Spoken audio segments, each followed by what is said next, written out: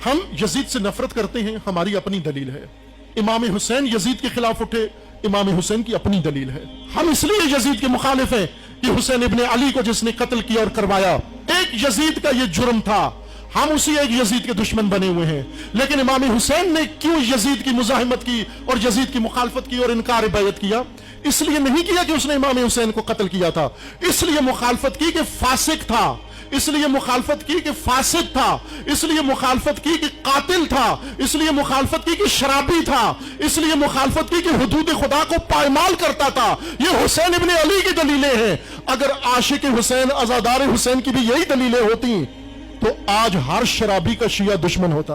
आज शराबी तुम्हारे मिंबर पे आकर मजलिस न पढ़ रहे होते, आज शराबी बानी मजलिस के न बने होते, आज शराबी तुम्हारे सियासी लीडर न बने होते, अगर तुम्हारी दलील वही होती जो इमाम हुसैन अलैहिस्सलाम की दलील है।